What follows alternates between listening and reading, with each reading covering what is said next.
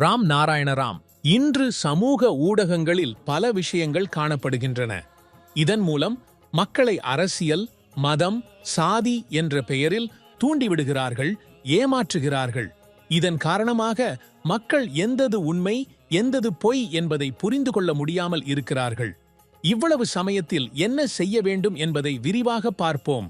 இந்த உலகத்தில் மனிதனால் உருவாக்கப்பட்ட கல்வியை இயற்கை அடிப்படையிலான கல்வியாக மாற்றினால் மிகவும் நல்லது. ஏனென்றால் இதனால் கல்வி அமைப்பு சிறப்பாகும். இந்த பூமியில் வாழும் மரங்கள், உயிரினங்கள், மனிதர்களை பூமி விரட்டுவதில்லை.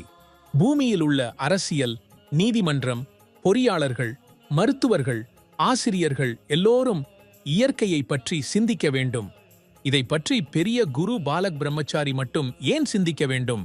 எங்கள் மகா குருவை ஜவஹர்லால் நேரு, ராஜேந்திர பிரசாத், ராதாகிருஷ்ணன் ஆகியோர் நேரில் அழைத்து அவரிடம் தீட்சை பெற்றார்கள்.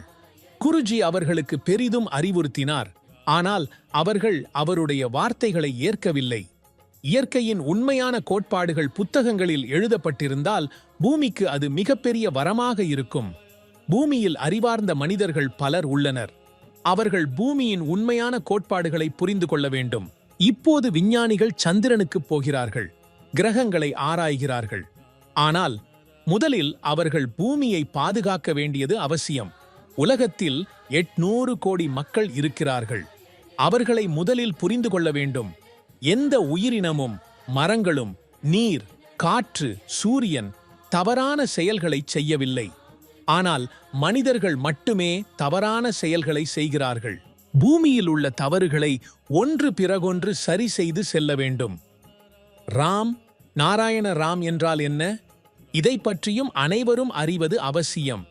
இயற்கை அனைத்தையும் கவனித்துக் கொண்டிருக்கிறது. இயற்கை ஒருமுறை அதன் கோபத்தை வெளிப்படுத்தினால் எல்லாரும் நேராகி விடுவார்கள். இதற்கு முன்னர் பூமி 52 முறை மாற்றம் கண்டுள்ளது. மறுபடியும் மாற்றமாயின் இது 59வது முறை ஆகும். எனவே மனிதர்கள் திருந்த வேண்டும். ஒருவர் மருத்துவராக இருந்தால் தனது பதவியை பயன்படுத்தி மக்களை ஏமாற்றக்கூடாது.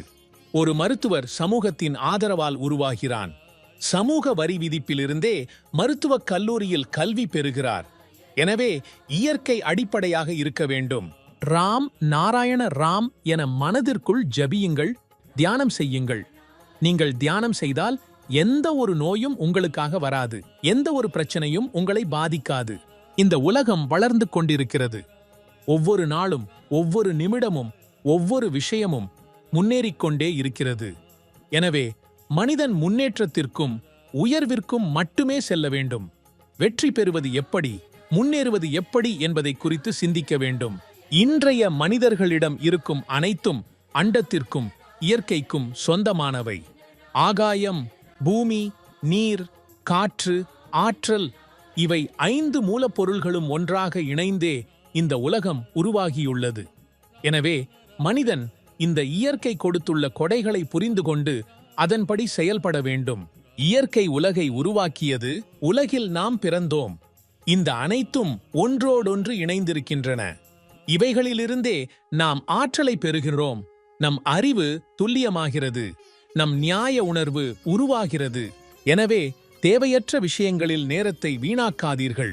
ஒருவருக்கொருவர் கீழ்மையான வார்த்தைகளை பேசாதீர்கள். அதிகார வெறியை வளர்க்காதீர்கள். வானத்தின் விதிகளை பின்பற்றுங்கள். இயற்கையின் கோட்பாடுகளின்படி நடந்து கொள்ளுங்கள். ராம் நாராயண ராமுடன் இணைந்திருங்கள். உங்கள் வாழ்க்கை அர்த்தமடையும். நீங்கள் நேர்மையான எண்ணங்களுடன் வாழ்வீர்கள். வாழ்க்கையில் சரியான முடிவுகளை எடுக்கக்கூடியவர்களாக இருப்பீர்கள்.